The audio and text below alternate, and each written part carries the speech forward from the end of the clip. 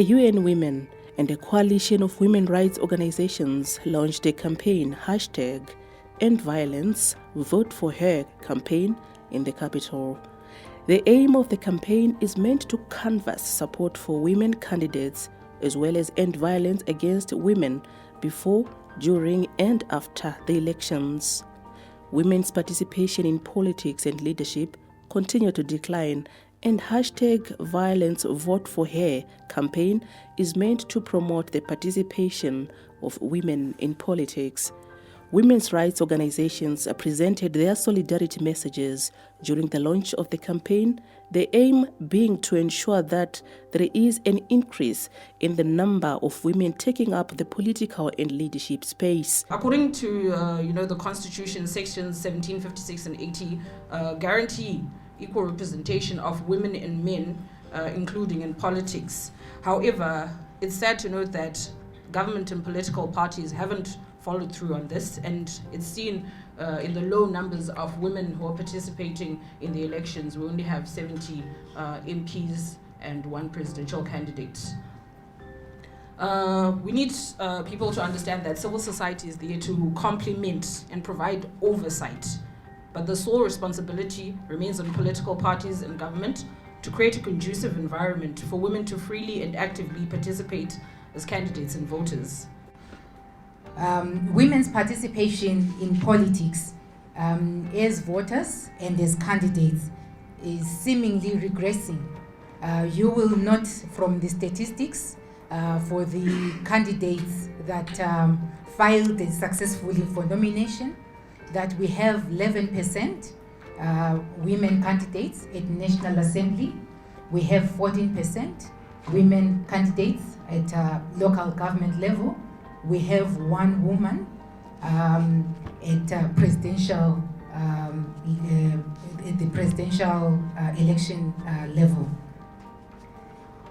On the backdrop of the work that has been put to advance gender equality and gender equity in the political space, you will note that we have not seen gains. We have been regressing. You look at the statistics from last year's, the 2018 elections, and now you can see there is a big drop from over 20% in the last election to now a mere 11% in National Assembly, as I have said. And we are concerned and we are worried, and we believe that violence against women in elections is a major contributor to why women are shying away from the political space, from political participation, from participation in electoral processes. Our efforts at mobilizing women to participate as voters, to participate as candidates, are hindered by violence against women. Hence this campaign, which seeks to end violence against women in elections and in political processes. We recognize that women's freedom and ability to participate in civil and political spaces without discrimination or repression are critical for the development and the consolidation of a democratic society based on accountability and transparency. We commit to continuing to stand by all women candidates and supporting their gender equality journey for a sustained peace, stability, and prosperity. We understand that this journey is not easy at all, but we commend your courage to take on this challenge. Together we can break down gender barriers and create for a fairer society for all. The work on advancing gender equality is not translated into equal political representation and the participation of women in leadership positions. The trend is worrying, and the meeting raised awareness on the importance of including women in politics through voting for them in the upcoming elections. We are fielding women-only observers in this coming election who will be focusing on women's issues. We are talking about all electoral processes that will be happening during voting. So if there are any women candidates that you know that will be participating in this coming election, we are encouraging you to tell them to contact us at Women's Coalition so that we work together as we have done in the previous election. Women empowerment starts with your vote. This is our message to women. Women empowerment starts with your vote. It's also our message to the public. When you want to empower women, it starts with your vote. Women face various forms of violence as they enter the realm of politics. Research has shown that violence is a major cause of the decline in women's participation in politics, and this therefore prompted the campaign #EndViolence, Vote for Her crusade. What is violence against women? Our definition of violence against women in political life includes before, during, and post-elections.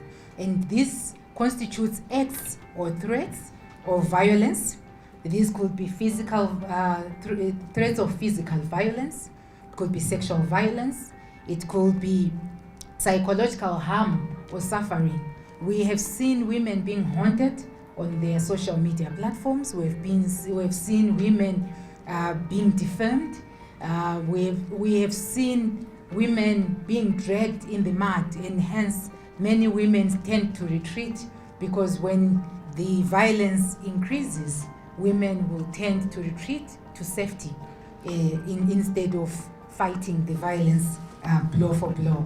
And we believe that it's important that we take a stand against violence perpetrated against women, because as our Constitution guarantees in Section 56, for equal participation, for non-discrimination, violence against women militates against this gender equality that we aspire for, is espoused in our Constitution. Political violence remains one of the biggest stumbling blocks to women's political participation at local, intra and inter-party and national levels. It's 2 weeks until elections, and we call upon all stakeholders to respect the sanctity of life through ensuring that women are free from online violence, sexual harassment, torture, arbitrary arrest, and forced migration that may be caused by violence in the run-up to the elections. What we have discovered as the church is that women are capable even to participate in leadership. But unfortunately, the political arena is not giving enough space for women to participate and showcase their gifts and talents, which is a worry for the church, because we also want women to participate. And we have experienced it in the church, where we have seen women pastors like myself being given a mandate to look after a congregation. And a congregation is a constituent on its own. And you will see how women are capable. It was of late when they came in to be pastors. But so far we have seen women doing a great job and competitively doing what men are doing. Section 56 of the Constitution provides that all persons are equal before the law and have the right to equal protection and benefits. We indeed need women to exercise their right to vote. We need women to exercise their right to stand for public office, to vote in secret, to freedom of expression, to freedom of opinion, to freedom of assembly without fear. Firstly, WALPE would like to thank all the women who participated in the primary elections and were brave enough to stand against men despite the vote buying, and would also like to extend our congratulations to the women who won in the primaries and will be contesting as candidates on 23 August. As WALPE have said, we are also encouraging them to vote for women. We are saying women, support women, and let's vote peacefully. The UN Women is working tirelessly so that women take up political and leadership positions, and this is being done with the support of the media and civic organizations. As UN Women, we are also carrying out a national survey on violence against women in elections. So this is a survey that will document the violence quantitatively and qualitatively. So it's a survey that will begin soon. As UN Women as well, in collaboration with the Zimbabwe Gender Commission, we carried out a program called Women Rise in Politics. It was a training and mentorship program for aspiring women candidates. In that program, we trained 319 women to contest in the elections. Of the 319 women, we've got 15 who are running for member of parliament, and we've got 44 who are running at local government level. And some of the work that we are doing is also we are supporting ZEG as well to implement its gender policy, and also working with the Ministry of Women Affairs to implement its decision-making strategy that they adopted this year. So those are some of the things that we are doing. And also we are going to start a big campaign in collaboration with the Zimbabwe Council of Churches, and it's called Zero Tolerance on Violence Against Women. We are going to be conducting 15 live theatre plays in 15 locations in 6 provinces. We are going to do engagements with the media. We are going to carry out media engagements.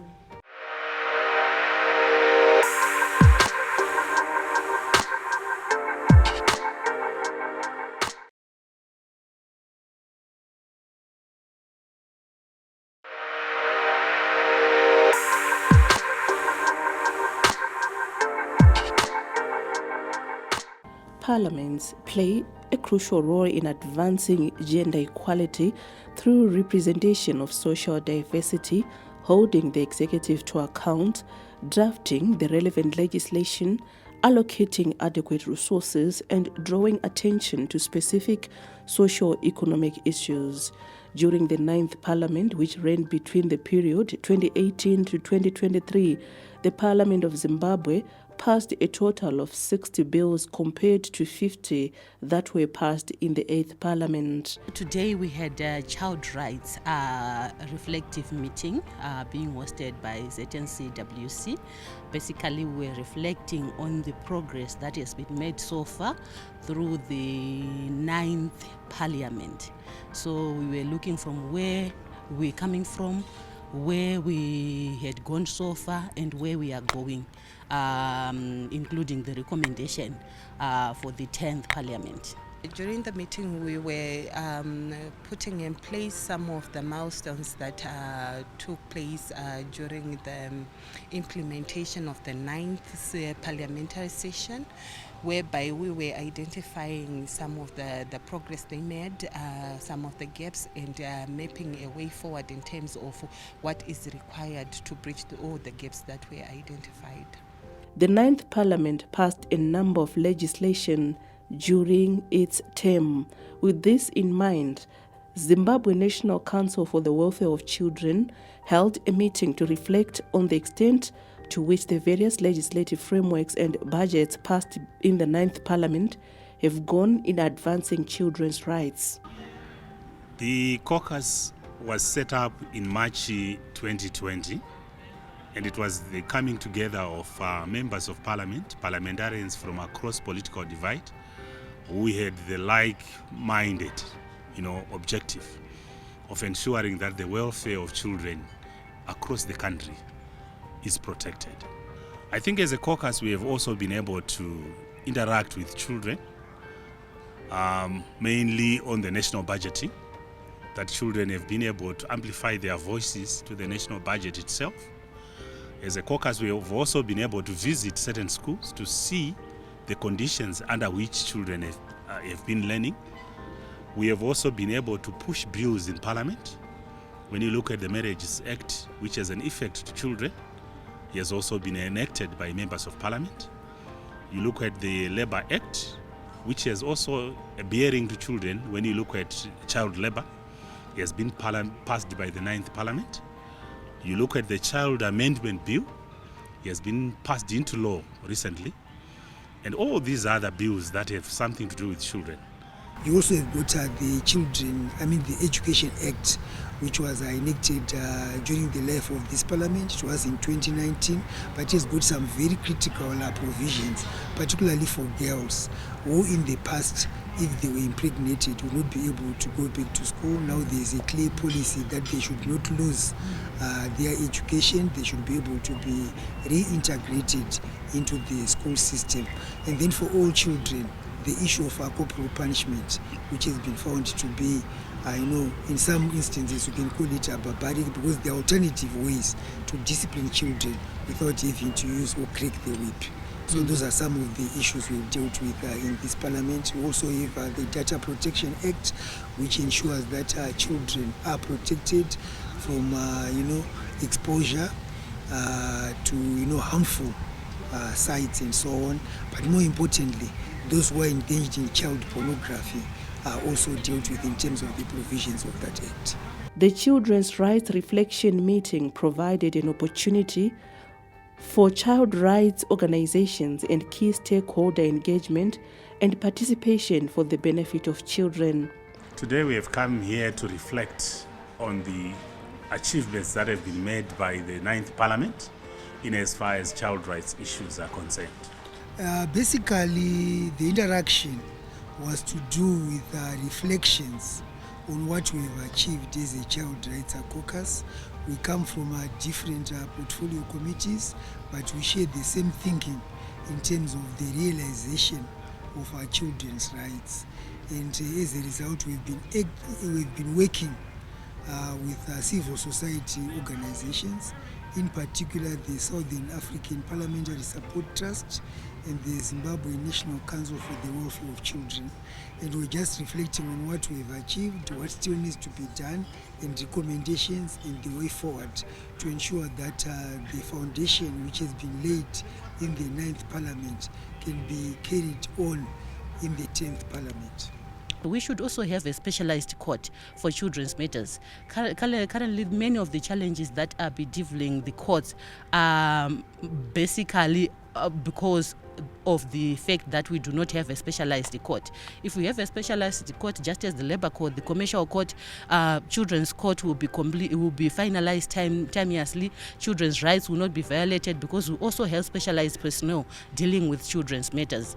And another recommendation that was given was that children's matters, when it comes to budgetary issues, should be well resourced. Why? Because when you look at children, they are clearly affected by lack of resources. Many of the line ministries that deal with children matters do not have adequate resources.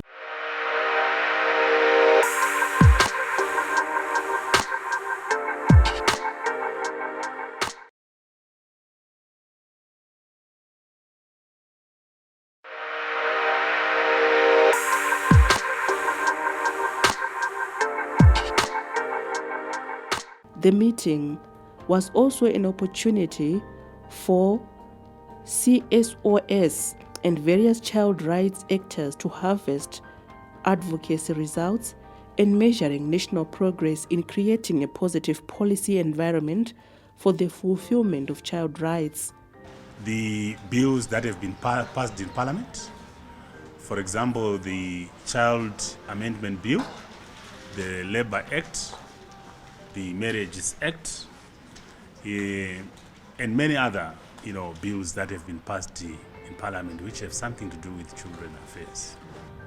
I think we have been able to recruit more members in Parliament. I think we now have a membership of over 60 members of Parliament in the caucus. We also been able to come up with a constitution for the caucus during the period under review. We have also been able to establish a strategic plan for the caucus so that we concentrate the effort of the parliamentarians towards achieving, the rights of children. Yeah, in particular, I'm going to talk about the Marriage Act. It's now an act of Parliament. When it comes to Parliament, it will be a bill. That one is very important because it deals with the issues of children who are being subjected to child marriages. And now, because of the enactment of the Act, an offence has been created whereby it's not just that the person who marries a child who is guilty of an offense, but everyone else who facilitates the process, starting from the parents or anyone who pretends to be solemnizing a marriage between an adult and a child, is also liable to prosecution. From my own perspective, I actually believe that this is the most progressive parliament that I've seen. Why? Because if we look at the number of the child protection laws that have been amended, there are many, and so many laws, child protection laws, are now in line with the Constitution. The discussion also assisted in identifying gaps and challenges that continue to exist, hindering the fulfillment of child rights. However, we still have got a challenge in the sense that because of lack of sensitization, because of lack of conscientization, we still have child marriages taking place, particularly in some areas where you've got certain religious sects, where you've got certain traditions and customs which are not consistent with the provisions of the Constitution, which is clearly set the age of marriage is 18. The challenges that we have noted that the main issue is on implementation. We have good laws, very progressive, but implementation, there is a challenge. Why? Because if you look at the child justice system, there is delay in cases, children are being imprisoned, children are being placed in prison, regardless of the fact that there are various laws that speaks against that. And so many child rights violations are happening, and some of them are even being done by justice players or the duty bearers who are expected to protect children. From the meeting, there were some recommendations that were put in place pertaining those acts and the policies which were put in place. Of course, they are there, but it seems as if on the ground nothing is being put in place. So we really feel that the government has to work together with the civil society in terms of identification of some of these gaps and be able to bridge the gaps in terms of implementation. So we have realized that there are some of the acts that are put in place, like the Education Amendment Act. Of course, it is progressive and it has got a lot in store. We really feel that child's rights issues are covered, but in terms of implementation and what is required, it seems as if there is nothing much is being done on the ground.